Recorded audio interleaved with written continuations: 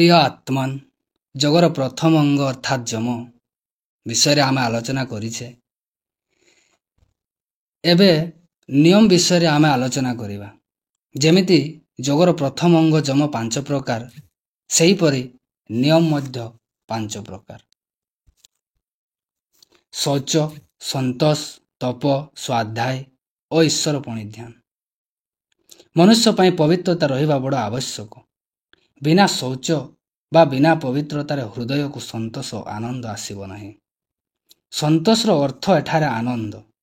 ଅବଶ୍ୟ ଯେଉଁ ଲୋକମାନେ ସାଧନ କରନ୍ତି ନାହିଁ, ସେମାନେ ସନ୍ତୋଷର ଅନ୍ୟ ଅର୍ଥ କରିଥାନ୍ତି ଏବଂ ଆଳସ୍ୟଯୁକ୍ତ ହୋଇ ରହିବାକୁ ସନ୍ତୋଷ ବୋଲି ମାନି ନିଅନ୍ତି। ଏପରି ଆଳସ୍ୟ ଓ ସନ୍ତୁଷ୍ଟ ବ୍ୟକ୍ତି ଯୋଗୀ ହୋଇପାରିବ ନାହିଁ। ଏହି ଶୌଚର ବିଶେଷ କରି ଶରୀର ଭିତର ବାହାରର ପବିତ୍ରତାର ତାତ୍ପର୍ଯ୍ୟ ଅଛି। ବିନା ଶରୀର ପବିତ୍ରତାରେ ମନ ପବିତ୍ରତା ଅସମ୍ଭବ। ମନ ଓ ଶରୀର ଦୁହେଁ ଏକ। ଶରୀରରୁ ଅଲଗା ମନ କେଉଁଠି ଦେଖାଯାଏ ନାହିଁ। ତେଣୁ ମନକୁ ପ୍ରସନ୍ନ ଓ ସୁଖୀ ରଖିବା ପାଇଁ ଷଟ୍କର୍ମର ଉତ୍ପତ୍ତି ହୋଇଅଛି। ଭାରତରେ ଷଟ୍କର୍ମ ବହୁତ ପ୍ରସିଦ୍ଧ। ଯେ ପବିତ୍ର ଭାବରେ ରହେ ତାକୁ ଭାରତବର୍ଷରେ ଷଟ୍କର୍ମୀ ବୋଲି କୁହନ୍ତି। ବାସ୍ତବରେ ଯୋଗୀ ହିଁ ଷଟ୍କର୍ମୀ ହୋଇଥାଏ। ଯୋଗର ପ୍ରାଚୀନ ଗ୍ରନ୍ଥରେ ଏହି ଷଟ୍କର୍ମ ବିଷୟରେ ଗୋଟିଏ ଶ୍ଳୋକ ଅଛି, ଯାହା ଆପଣ ଭିଡ଼ିଓରେ ଦେଖିପାରୁଛନ୍ତି। ଶ୍ଳୋକ ଅନୁସାରେ ଷଟ୍କର୍ମ ହେଉଛି ଧୋତି, ବସ୍ତି, ନେତି, ତ୍ରାଟକ, ନୈଡ଼ିକ ଓ କପାଳଭାତି। ଏ 6 ପ୍ରକାର ଶରୀରକୁ ଶୁଦ୍ଧ କରିବାର କର୍ମ। ଧୋତି ବିଷୟରେ ହଠଯୋଗ ପ୍ରଦୀପିକାରେ 4 ଆଙ୍ଗୁଳି ଓସାର ଓ 15 ହାତ ଲମ୍ବା ଚିକ୍କଣ ଲୁଗା ଉଷୁମ ଜଳରେ ଓଦା କରି ଗିଳିବାକୁ କୁହାଯାଇଛି।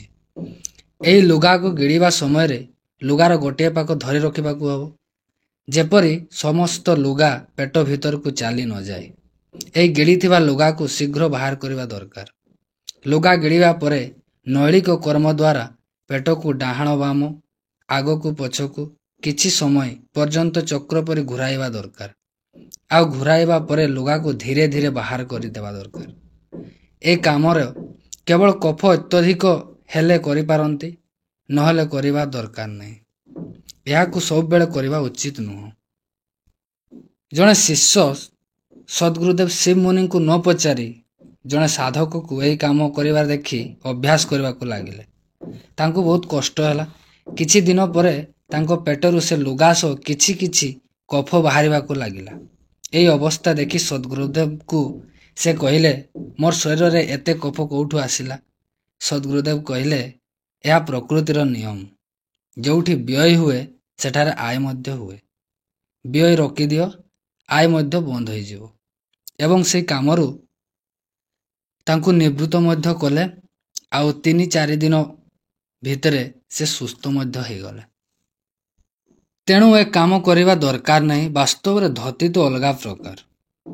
ଆସନ, ପ୍ରାଣାୟାମ ଓ ଯମ ନିୟମର ପାଳନ ଏବଂ ମନୋବଳର ଉପଯୋଗରେ ଯୋଗୀର ଶରୀରରେ କଫର ପ୍ରକୋପ ହୋଇନପାରେ। ଏ କଥା ଆହୁରି ଆଶ୍ଚର୍ଯ୍ୟ ହେଉଛି ଯେ ଧୋତିର ପ୍ରକୃତ ଅର୍ଥ ଛାଡ଼ି ଏ ଲୁଗା ଗିଳିବା କାହିଁକି ନିଆଯାଇଅଛି। ଲୁଗା ଗିଳିବା ଅର୍ଥ ଧୋତିରେ ରଖିବା ଠିକ୍ ହେଲା ନାହିଁ। ଧୋତିର ଉଦ୍ଦେଶ୍ୟ ଦେହକୁ ଧୋଇବା ବା ସଫା କରିବା। ତେଣୁ ସ୍ନାନ ଆଦି କର୍ମ ଧୋତି ମଧ୍ୟରେ ଆସୁଛି। ଶୌଚ ଅନ୍ତର୍ଗତ। ପ୍ରଥମେ ଶୋଇକି ଉଠିବା ପରେ ମଳତ୍ୟାଗ କରିବା, ତାପରେ ଦାନ୍ତ ଘଷିବା। ଦାନ୍ତ ଘଷିବା ଖୁବ୍ ଭଲ ଭାବରେ ହେବା ଦରକାର। ଦାନ୍ତ ଯଦି ସଫା ରହେ ତାହେଲେ ଶରୀରର ଅନେକ ରୋଗ ଭଲ ହୋଇଯାଇଥାଏ। ଏହାକୁ ଖୁବ୍ ମନ ଲଗାଇ କିଛି ସମୟ ପର୍ଯ୍ୟନ୍ତ କରିବା ଦରକାର। ଦାନ୍ତ ସଫା କରିନେଲା ପରେ ଜିଭକୁ ବି ଭଲ ଭାବରେ ସଫା କରିବା ଆବଶ୍ୟକ। ଯଦି ଦାନ୍ତରେ ବିକାର ବା କୌଣସି ପ୍ରକାର ପୀଡ଼ା ଥାଏ ତାହେଲେ ଉଷୁମ ଜଳରେ ମୁହଁକୁ ଧୋଇନେବା ଆବଶ୍ୟକତା ଅଛି। 24 ଘଣ୍ଟାରେ ଥରେ ସାରା ଶରୀରକୁ ଧୋଇନେବା ଆବଶ୍ୟକ। ଏହାକୁ ସ୍ନାନ କୁହାଯାଏ। ମାତ୍ର ଏ ସ୍ନାନ ପୁଣି କୌଣସି ନଦୀରେ ଗୋଟିଏ ବୁଡ଼ ପକାଇଦେଲେ ବା କୂଅରେ ବାଲ୍ଟିଏ ପାଣି ଉପରେ ଢାଳିଦେଲେ ପୂରା ହୁଏ ନାହିଁ।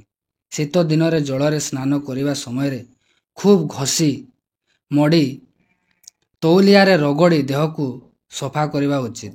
ସ୍ନାନ କରିବା ସମୟରେ ଏହା ମନେ ରଖିବାକୁ ହେବ ଯେ ସ୍ନାନର ଉଦ୍ଦେଶ୍ୟ ମଇଳା ଛଡ଼ାଇବା, କେବଳ ପାଣି ଢାଳି ଦେବା ନୁହଁ। ଯେତେବେଳେ ଯେଉଁଠାରେ କୌଣସି ନଦୀରେ ଅନେକ ସ୍ନାନ କରିବା ଯୋଗୁଁ ଜଳ ଖରାପ ହୋଇଯାଏ, ତାହେଲେ ସେ ଜଳରେ କଦାପି ସ୍ନାନ କରିବେ ନାହିଁ। ଶୀତଦିନେ ଉଷୁମ ଜଳରେ ସ୍ନାନ କରିପାରନ୍ତି, ମାତ୍ର ଗରମ ଦିନରେ ସର୍ବଦା ଶୀତଳ ଜଳରେ ସ୍ନାନ କରିବା ଉତ୍ତମ। ଗୋଟିଏ କଥା ମନେ ରଖିବେ, ଉଷୁମ ଜଳରେ ସ୍ନାନ ବନ୍ଦ ଘର ଭିତରେ କରିବେ। ଶରୀରକୁ ଯେଉଁଥିରେ ସୁଖ ହୁଏ ଆଉ ଶରୀର ତଥା ମନ ସ୍ୱଚ୍ଛ ରହେ ତାହା କରିବା ଦରକାର। ସ୍ନାନ କରିବା ସମୟରେ ଗୋଡ଼ ହାତରୁ ମଧ୍ୟ ମଇଳା ଛଡ଼ାଇବା ଦରକାର। ଯେଉଁ ଲୋକ କ୍ଷେତ ବା ମିଲରେ କାମ କରୁନଥାଏ, ସେ ଯଦି ପ୍ରତିଦିନ ନିୟମାନୁସାରେ ସ୍ନାନ କରେ, ତାହେଲେ ତାର ଗରମ ପାଣିର ଆବଶ୍ୟକତା ନାହିଁ। ତାକୁ ଶୀତଳ ଜଳରେ ସ୍ନାନ ଖୁବ୍ ଭଲ ଜଣାପଡ଼ିବ। ସ୍ନାନ କଲା ପରେ ଲୁଗା ବି ଖୁବ୍ ସ୍ୱଚ୍ଛ ଓ ପବିତ୍ର ହେବା ଉଚିତ। ଏଥିରେ ଶରୀର ସ୍ୱଚ୍ଛ, ନିରୋଗ ଓ ପବିତ୍ର ରହିବ, ଆଉ ଶରୀରର ସ୍ୱଚ୍ଛତା ଓ ପବିତ୍ରତା ମନରେ ବି ପ୍ରସନ୍ନ ରହିବ ଏବଂ ସାଧକର ବୁଦ୍ଧି ବି ଖୁବ୍ ତେଜିଆନ ହେବ। ହଁ, ଆଉ ଗୋଟେ କଥା, ଷଟ୍ଚକ୍ର ଭେଦନାଦି ସାଧନକୁ ସ୍ନାନ କରିବା ପୂର୍ବରୁ କରିନେବା ଦରକାର, ଯେଉଁଥିରେ ଶରୀରର ରୋମ ରୋମରୁ ମଇଳା ବାହାରକୁ ବାହାରି ଆସେ। ଏହି ସାଧନ ମୁନି ସମାଜର ସଦସ୍ୟଙ୍କୁ ଜଣାଅଛି। ଆପଣ ମୁନି ସମାଜର ସଦସ୍ୟ ହୋଇ ସାଧନକୁ ଜାଣି ନିଅନ୍ତୁ। ଏହି ପ୍ରକାର ରୀତିରେ ଯୋଗର ଏହି ଧତି କର୍ମ ମନୁଷ୍ୟକୁ ସର୍ବଦା ଓ ପ୍ରତିଦିନ କରିବା ଦରକାର। ଶୌଚର ଅଙ୍ଗ ପ୍ରତ୍ୟଙ୍ଗ ପାଳନ ତଥା ସ୍ନାନାଦି କରିବା ଦ୍ୱାରା ଶରୀର ଅତ୍ୟନ୍ତ ପବିତ୍ର ରହିବ ଏବଂ ଏହି ଉପାୟରେ ଯେ ନିଜର ଶରୀରକୁ ପବିତ୍ର ରଖିବ, ତା ଶରୀର କୌଣସି ପ୍ରକାର ଚର୍ମରୋଗ, ଯାଦୁ, କାଛୁ, କୁଣ୍ଡିଆ, ମୁଣ୍ଡବିନ୍ଧା, ରକ୍ତ ବିକାର, ଚର୍ମ ବିକାର ରୋଗ ରହିବ ନାହିଁ। କାଶ, ଶ୍ୱାସ ଆଦି ରୋଗ ମଧ୍ୟ ନିର୍ମଳ ଶରୀରରେ ହୁଏ ନାହିଁ। ତେଣୁ ସବୁ ସମୟରେ ଶରୀରକୁ ନିର୍ମଳ, ପବିତ୍ର ଓ ନିର୍ବିକାର ରଖିବା ଯୋଗୀମାନଙ୍କର କର୍ତ୍ତବ୍ୟ। ଯାହାର ଶରୀର ନିର୍ମଳ ଓ ସେ ମନୁଷ୍ୟ ମନ, ବୁଦ୍ଧି ଓ ବିଚାର ମଧ୍ୟ ନିର୍ମଳ ତଥା ପବିତ୍ର ହୋଇଥାଏ। ଆଉ ଏପରି ହେଲେ ଶରୀର ଓ ମନରେ କୌଣସି ପ୍ରକାର ରୋଗ ରହେ ନାହିଁ। ବସ୍ତିର ଆଲୋଚନା କରିବା। ଷଟ୍କର୍ମ ଗଣନାରେ ଯେଉଁ ଶ୍ଳୋକ ଅଛି, ସେଥିରେ ବସ୍ତିକୁ ଧତି ପରେ କୁହାଯାଇଅଛି। ମାତ୍ର ବସ୍ତିକୁ ସ୍ନାନ, ଭୋଜନ ତଥା ଯୋଗର କେତେକ ସାଧନ ଆଗରୁ କରିବା ଦରକାର। ଏହି ବସ୍ତି କର୍ମ ପ୍ରତିଦିନ କରିବା ଦରକାର ନାହିଁ। ଆବଶ୍ୟକତା ହେଲେ କିମ୍ବା ମାସରେ 2 ଥରରୁ ବେଶୀ କରିବା ଆବଶ୍ୟକତା ନାହିଁ। ଉତ୍କଟାସନରେ ଜଳରେ ବସିବେ। ଭିଡ଼ିଓରେ ଆପଣ ଦେଖିପାରୁଥିବେ। ଯେମିତି ଜଳ ନାଭି ପର୍ଯ୍ୟନ୍ତ ଆସିଯିବ। ଜଳରେ ଉତ୍କଟାସନରେ ବସିବା ପୂର୍ବରୁ ମଳଦ୍ୱାର ଭିତରେ ଗୋଟିଏ ନଳୀ, ଯାହାର ଛିଦ୍ର କାନି ଆଙ୍ଗୁଳି ମାପର ହୋଇଥିବ, ତାକୁ ପୂରାଇ ଦିଅନ୍ତୁ। ନଳୀରେ 2 ପାଖ ତଥା ନଳୀ ମଧ୍ୟ ଚିକ୍କଣ ହୋଇଥିବ। ଏହା ଭଲ ବାଉଁଶର ହୋଇଥିବ। ନଳୀର ଲମ୍ବା 5ରୁ 6 ଇଞ୍ଚ ହେବା ଦରକାର। ମଳଦ୍ୱାର ଭିତରକୁ ଦେବା ଆଗରୁ ନଳୀ ଉପରେ ଶୁଦ୍ଧ ଘିଅ ଲଗାଇବା ଉଚିତ। ନଳୀ ଖୁବ୍ ଚିକ୍କଣ ହେବା ଦରକାର। ନଳୀ 4 ଇଞ୍ଚ ମାପରେ ମଳଦ୍ୱାର ଭିତରକୁ ପ୍ରବେଶ କରାଇ ଜଳରେ ବସନ୍ତୁ ଏବଂ ମଳଦ୍ୱାର ସଂକୋଚନ ପ୍ରସାରଣ କରି ଜଳକୁ ଉପରକୁ ଟାଣନ୍ତୁ। ଏଥିରେ ସାମାନ୍ୟ କଷ୍ଟ ବି ହେବ ନାହିଁ। ସ୍ୱଚ୍ଛ ଜଳ ନାଭି ତଥା ପେଟ ଭିତରକୁ ଚାଲିଯିବ। ଜଳରେ ବସିବା ବେଳେ ନାଭି ଉପରକୁ ଜଳ ଯେପରି ନ ରହେ, ନହେଲେ ପେଟ ଭିତରକୁ ଅନେକ ଅଧିକ ଜଳ ପ୍ରବେଶ କରିଯିବ। ବାହାରେ ଯେ ପର୍ଯ୍ୟନ୍ତ ଜଳ ରହିବ, ଭିତରେ ସେ ପର୍ଯ୍ୟନ୍ତ ଜଳ ପ୍ରବେଶ କରିବ। ଜଳକୁ ଏହି ଉପାୟରେ ମଳଦ୍ୱାର ଦ୍ୱାରା ଟାଣି ନେଇ ଜଳରୁ ଉଠି ଆସନ୍ତୁ। ନଳିକ କ୍ରିୟା ଦ୍ୱାରା ପେଟକୁ ଆଗକୁ, ପଛକୁ, ଡାହାଣକୁ, ବାମକୁ ଓ ଚକ୍ର ପରି 4 ପାଖେ ଘୂରାଇ ପୁଣି ପେଟକୁ ଯାଇଥିବା ଜଳ ମଳଦ୍ୱାର ଦେଇ ବାହାରକୁ ବାହାର କରିଦିଅନ୍ତୁ। ଏହିପରି 2-3 ଥର କରିବା ଆବଶ୍ୟକ। ଏଥିରେ ପେଟ ପୂରାପୂରି ସଫା ହୋଇଯିବ। ଏ କ୍ରିୟାରେ ଅନ୍ତନାଡ଼ି ଯଦି କୌଣସି ସ୍ଥାନରେ ମଳ ଜମାଟ ବାନ୍ଧି ରହିଥାଏ, ତାହା ମଧ୍ୟ ସଫା ହୋଇଯିବ। ଅନ୍ତନାଡ଼ି ସଫା ହେଲେ ଅନେକ ରୋଗର ମୂଳ ନଷ୍ଟ ହୋଇଯିବ। ମାତ୍ର ଆଜିକାଲି ଏ କ୍ରିୟା ପାଇଁ ଗୋଟିଏ ଯନ୍ତ୍ର ତିଆରି ହୋଇଯାଇଛି। ଏହାକୁ ଡୁସ୍ କୁହାଯାଏ। ଏ ଯନ୍ତ୍ର ପ୍ରତ୍ୟେକ ଔଷଧ ଦୋକାନରେ ମିଳୁଛି। ଏହା ହସ୍ପିଟାଲରେ ମଧ୍ୟ ଅଛି। ଆପଣ ଯଦି ଚାହିଁବେ ସେଠି ଯାଇକରି ତାର ବ୍ୟବହାର ମଧ୍ୟ ଜାଣିପାରିବେ ଏବଂ ବ୍ୟବହାର ମଧ୍ୟ କରିପାରିବେ। ଷଟ୍କର୍ମ ଭିତରେ ଧୋତି ଓ ବସ୍ତିର ଆଲୋଚନା ଆମେ କରିସାରିଛେ। ବର୍ତ୍ତମାନ ନେତି ବିଷୟରେ ଜାଣିବା। ହଠଯୋଗ ପ୍ରଦୀପିକାରେ ଗୋଟିଏ ଶଳ୍କ ଅଛି, ଯାହା ଆପଣ ଦେଖିପାରୁଥିବେ। ଏହି ଶଳ୍କ ଅନୁସାରେ ଗୋଟିଏ ସୂତା ନେବା ଆବଶ୍ୟକ। ସୂତାର ଲମ୍ବା 1 ଫୁଟ ହେବା ଉଚିତ। ଏହି ସୂତାରେ ଯେପରି କୌଣସି ଗଣ୍ଠି ନ ରହେ ଓ ଖୁବ୍ ଚିକ୍କଣ କୋମଳ ହୋଇଥିବ। ସୂତାର ଗୋଟିଏ ପାଖ ଧରି ରଖି ଆଉ ଗୋଟିଏ ପାଖ ନାସିକାର ବାମ ରନ୍ଧ୍ରରେ ଭର୍ତ୍ତି କରି ମୁହଁରେ ବାହାର କରିଦିଅନ୍ତୁ। ଏହାପରେ ଡାହାଣ ରନ୍ଧ୍ରରେ ସୂତା ଭର୍ତ୍ତି କରି ବାମ ରନ୍ଧ୍ରରେ ବାହାର କରିଦିଅନ୍ତୁ।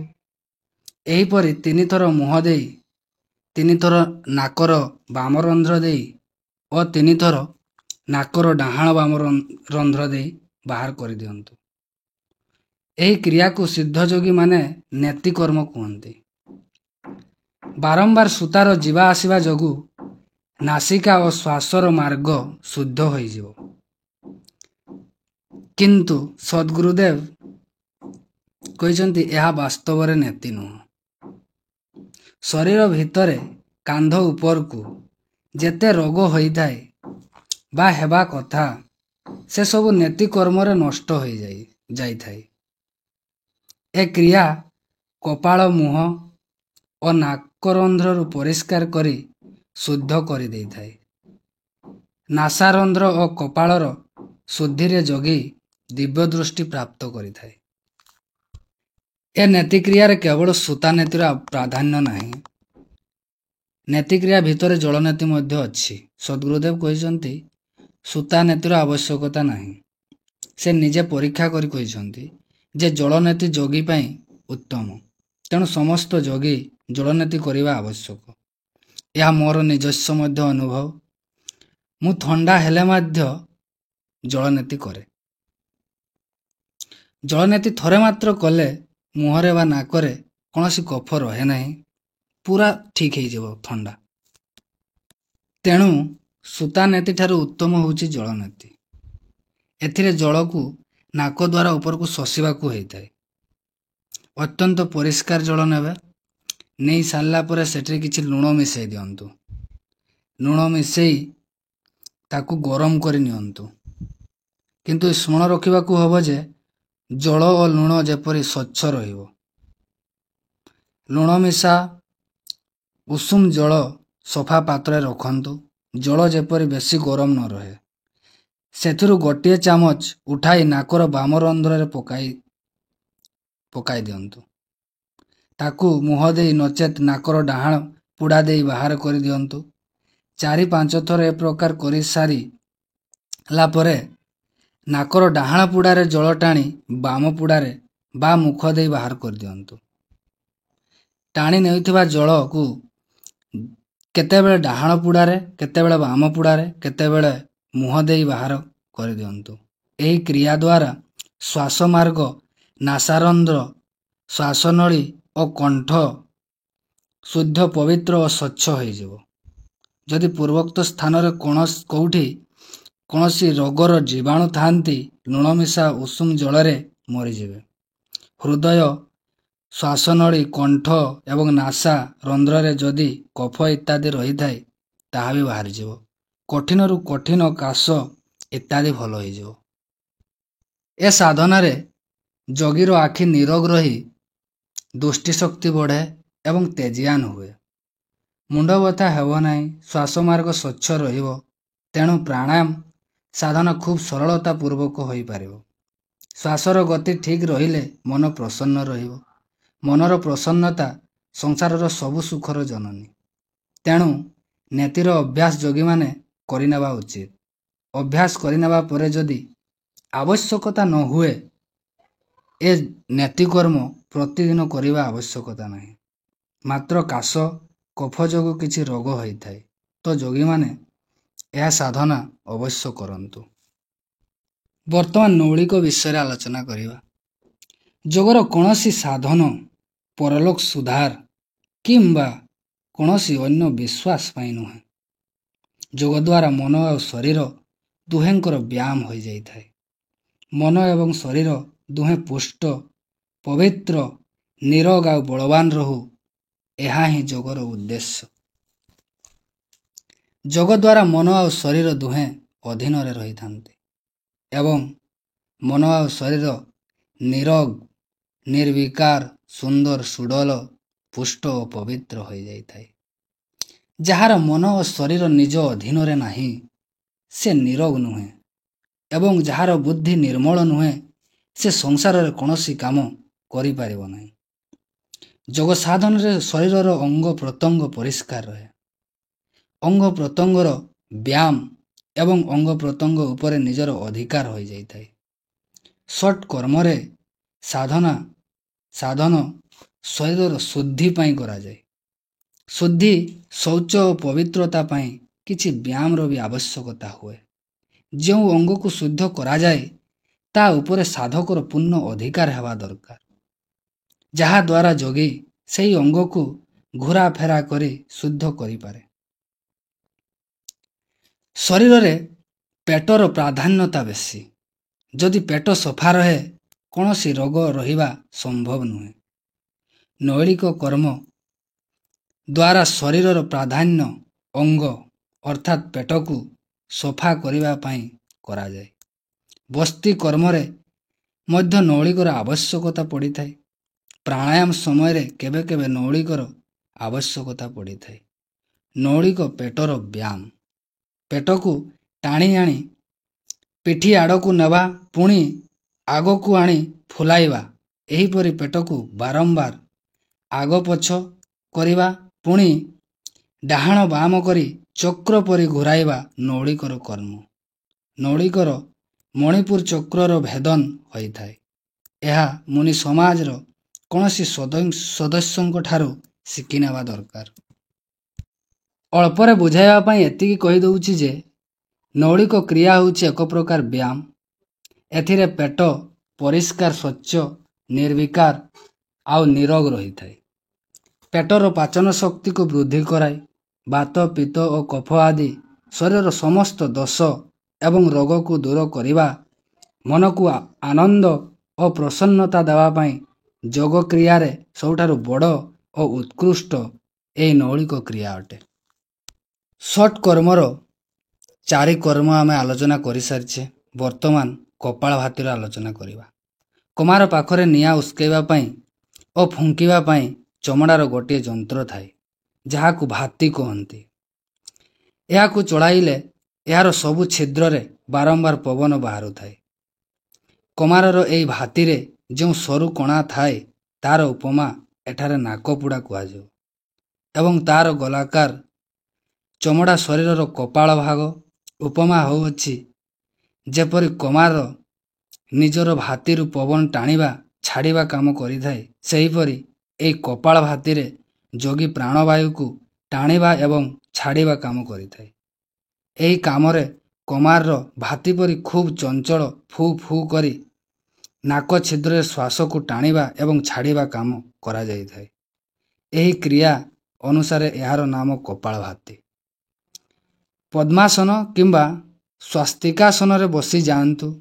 କେବଳ ନାକ ଦ୍ୱାରା ଶ୍ୱାସକୁ ଖୁବ୍ ଶୀଘ୍ର ଟାଣନ୍ତୁ ଏବଂ ଛାଡ଼ନ୍ତୁ। ବାହାରରୁ ଟାଣି ପ୍ରାଣବାୟୁକୁ ଭିତରକୁ ନେବା କ୍ରିୟାକୁ ପୂରକ ଆଉ ଭିତରରୁ ବାହାରକୁ ଛାଡ଼ିବା କ୍ରିୟାକୁ ରେଚକ କୁହାଯାଏ। ନାକର ବାମ ପୁଡ଼ାରେ ଯଦି ପୂରକ କରାଯାଏ, ତାହେଲେ ନାକର ଡାହାଣ ପୁଡ଼ାରେ ରେଚକ କରିବା ଦରକାର। ନାକର ଯେଉଁ ପୁଡ଼ାରେ ରେଚକ କରାଯାଏ ସେଥିରେ ପୂରକ କରନ୍ତୁ, ମାତ୍ର ଯେଉଁ ପୁଡ଼ାରେ ପୂରକ କରାଯାଏ ସେଥିରେ ରେଚକ କରନ୍ତୁ ନାହିଁ। ଏହି ନିୟମରେ ଯଦି ପୂରକ ରେଚକ ଶୀଘ୍ରତା ସହିତ ବାରମ୍ବାର କରାଯାଏ, ତାକୁ କପାଳଭାତି କୁହନ୍ତି।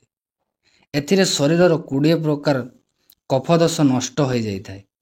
କୁମାର ଯେପରି ନିଜ ଭାତିରେ ନିଆଁ ଜଳାଇଥାଏ, ସେହିପରି ଯୋଗୀ କପାଳଭାତି ଦ୍ୱାରା ପେଟରେ ଜଠାଗ୍ନି ଜଳାଇ ତେଜ କରିଦେଇଥାଏ। ଜଠାଗ୍ନିର ଉଦ୍ଦୀପନା ଆସିଲେ ପେଟର ସମସ୍ତ ରୋଗ ଦୂରେଇ ଯାଇଥାଏ। ଆଉ ଭୋକ ଖୁବ୍ ଲାଗିଥାଏ। ପେଟ ବିକାର ଅନେକ ରୋଗର ମୂଳ କାରଣ। କପାଳଭାତି ଦ୍ୱାରା ରୋଗର ମୂଳ ନଷ୍ଟ ହୋଇଯାଇଥାଏ। କପାଳର ଅଂଶ ମଧ୍ୟ ଶୁଦ୍ଧ ହୋଇଯାଇଥାଏ। ଏଥିରେ ମନ ଏବଂ ଅନ୍ତଃକରଣ ପ୍ରସନ୍ନ ରହିଥାଏ।